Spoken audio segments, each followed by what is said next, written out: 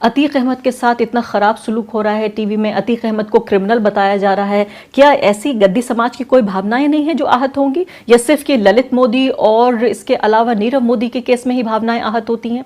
अगर मोदी समाज को ओबीसी होने की वजह से ये प्रोटेक्शन हासिल है कि देश का सबसे बड़ा विपक्षी नेता, उसकी संसदी चली जाए, उसकी मेंबरशिप चली जाए संसद की, तो अतीक अहमद के साथ ये सुलूक करने पर भी तो कुछ होना चाहिए। अतीक अहमद के साथ जिस तरह मीडिया बर्ताव कर रहा है, क्या अतीक अहमद को यह संरक्षण हासिल नहीं है जो ओबीसी होने के नाते नीरव और ललित मोदी को हासिल है? क्यों नहीं जो ये संरक्षण ललित मोदी और नीरव मोदी को हासिल है, ये संरक्षण अतीक अहमद को क्यों हासिल नहीं है? नमस्ते, मैं हूं संजय दीक्षित और आप देख रहे हैं दी जयपुर डायलॉग्स। तो अब अतीक अहमद के बारे में आप सभी जानते हैं। अतीक अहमद को आज सज़ा भी हो गई है, अपहरण कांड में उनको सज़ा हुई है आजीवन कारावास की। लेकिन अतीक के बारे में जो कुछ भी मीडिया दिखा रहा है, आपको पता है कि कुछ लोगों ने अतीक की सुस्सू का कलर भी बता दिया है, और अब वापस ले जाते समय मुझे लगता है कि अब अतीक से ये मांग की जाएगी कि आप जो है वो खेतों में थोड़ा शौच भी करें, जिससे वो शौच का रंग भी पता चल जाए और ये पता चल जाए कि अतीक जैसा जो व्यक्ति है वो कितनी अच्छी शौच करता है, और उसके लिए फिर मीडिया में उसको प्रायोजित भी किया जाएगा, उस पर करोड़ों के ऐड भी आएंगे। तो इसलिए एक सेलिब्रिटी स्टेटस जो है वो अतीक को मिलेगा। लेकिन एक चीज़ आपको पता नहीं होगी कि अतीक का मोदी से भी कोई साबका है। मोदी से अतीक की, यानी नरेंद्र मोदी से अतीक की तुलना कर दी गई है। जी हाँ, ये आपको लगता होगा ये कोई असंभव कार्य है, लेकिन ये असंभव कार्य नहीं है, क्योंकि वायर द लायर, जिसके बारे में आप सभी लोग जानते हैं, तो वायर द लायर की हमारी जो है वो सस्ती शेरवानी जी, आप जानते हैं सस्ती शेरवानी कौन है। तो उन्होंने कल एक बड़ा अच्छा वीडियो चलाया, और उस वीडियो में उन्होंने ये कहा कि भाई सब लोग जो हैं वो राहुल गांधी को परेशान कर रहे हैं कि राहुल गांधी ने मोदी जाति को अपमानित कर दिया, मोदी जाति ओबीसी में आती है, नरेंद्र मोदी का अपमान नहीं हुआ, ये अपितु ओबीसी का अपमान हुआ। लेकिन अतीक अहमद भी ओबीसी है, ये शायद आपको नहीं पता होगा, क्योंकि वैसे तो हमारे देश में बहुत विचित्र विचित्र कानून है, लेकिन हमारी जो न्यायपालिका है उसका किया हुआ एक विलक्षण कार्य ये भी है कि उसने इस्लाम में भी जातियों का गठन कर दिया है, ओबीसी में कम से कम। तो ओबीसी में भी जातियां हैं, और अतीक अहमद जो है गद्दी जाति से आता है, और ये गद्दी जाति ओबीसी है। इसलिए अतीक अहमद के विरोध में जो कुछ भी कहा जा रहा है, अतीक अहमद का एक प्रकार से चरित्र हनन किया जा रहा है, तो ये सब जो है ये भी ओबीसी का अपमान है।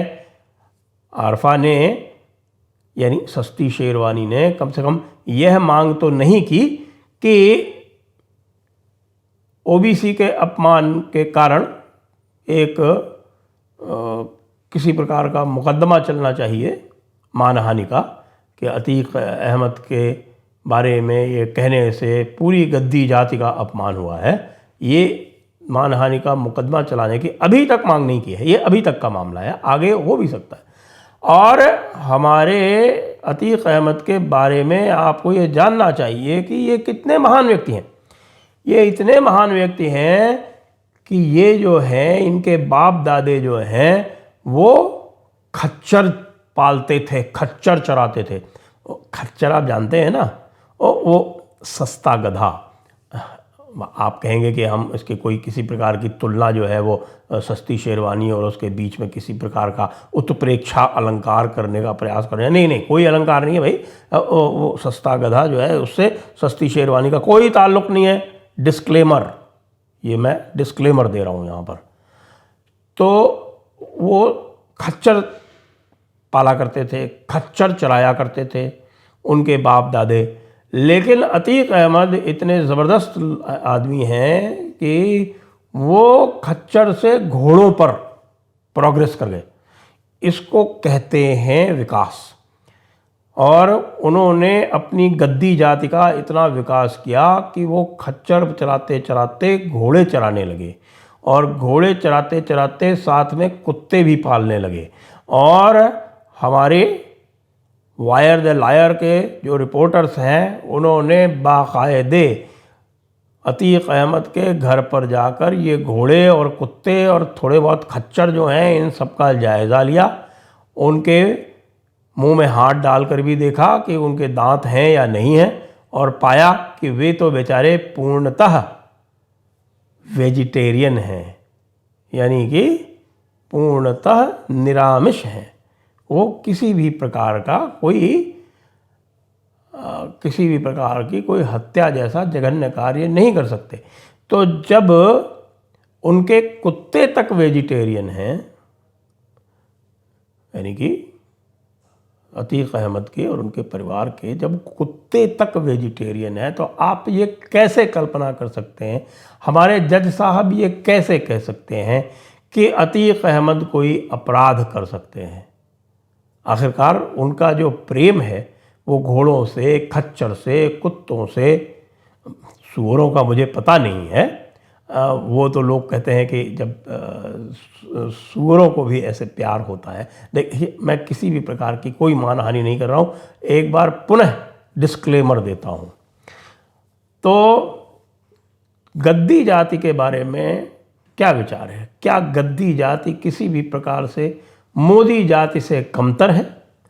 यदि मोदी जाति के मानहानि करने में राहुल गांधी जैसे महान नेता को, जो कि अब इस समय मैं नहीं कह रहा, ये सस्ती शेरवानी जी कह रही हैं, तो बकौल सस्ती शेरवानी महान नेता जो इस ब्रह्मांड में अकेला ऐसा एक विरोधी पक्ष का नेता है जिसका स्वयं ब्रह्मा जी की नाल से सीधे अवतरण हुआ है। यानी कि जो आप जानते हैं कि भारतीय पुराणों में जैसा कि कहा गया है कि विष्णु जी जो हैं वो शेषनाग पर अपनी योग निद्रा में सोए हुए हैं, और उनकी नाभि से जो कमल निकलता है उससे ब्रह्मा जी अवतरित होते हैं। फिर ब्रह्मा जी जो हैं वो प्रजापतियों की रचना करते हैं, और प्रजापति जो हैं वो इस विश्व में पूरी तरह से नियमों और कायदों और रीतियों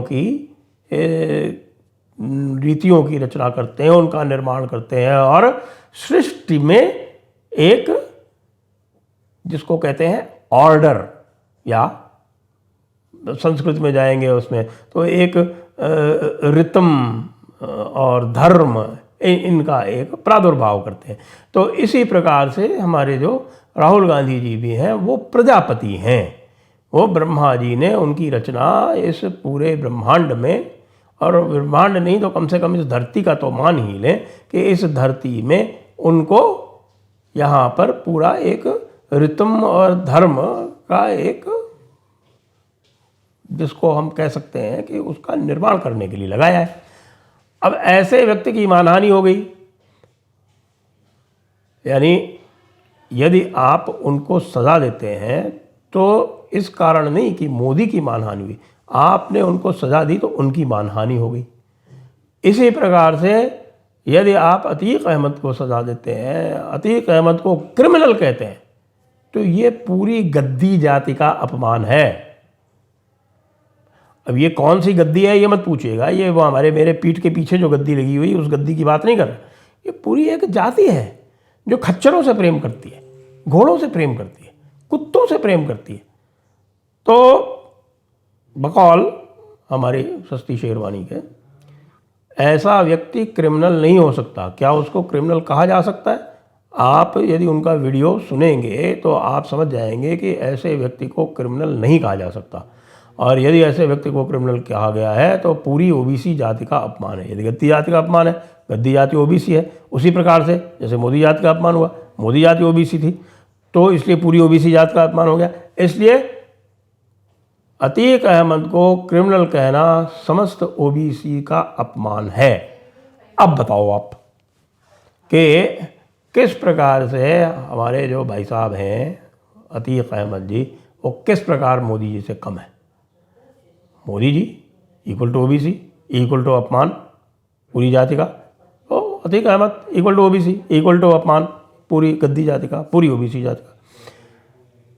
अब प्रश्न यह उठ रहा है कि ये जो पुलिस वाले और ये विशेषकर जो मीडिया है जो ये इतना उछाल रहा है अतीक अहमद को, वो अतीक अहमद का महिमा मंडन कर रहा है या अतीक अहमद की मानहानि कर रहा है। ये प्रश्न जो है वो अभी अनुत्तरित है, लेकिन इसके बारे में हमें सोचना अवश्य पड़ेगा, क्योंकि अतीक अहमद ने इस सृष्टि में ब्रह्मा जी के द्वारा बनाए हुए हमारे प्रजापति राहुल गांधी जी की बनाई हुई सृष्टि में नियम कायदों का एक संहारक का काम उनको दिया गया। तो जो भी वो कर रहे हैं, यदि किसी की हत्या भी करते हैं तो वो सृष्टि में एक बैलेंस बनाए रखने के लिए करते हैं। क्या शिव जी संहार नहीं करते? तो अतीक अहमद भी संहार ही तो कर रहा है, और वो भी काफिरों का कर रहा है। तो ये तो मुझे ऐसा लग रहा है कि एक विचारधारा की बात है, और ये जो बहुत संकीर्ण विचारधारा के लोग इस दुनिया में आ गए हैं, वो बेचारे अतीक अहमद को अपमानित कर रहे हैं, गद्दी जात को, ओबीसी को, और उसके माध्यम से पूरे भारत को अपमानित कर रहे हैं। इसके लिए उन्हें माफ़ी मांगनी चाहिए। जय हिंद, वंदे मातरम।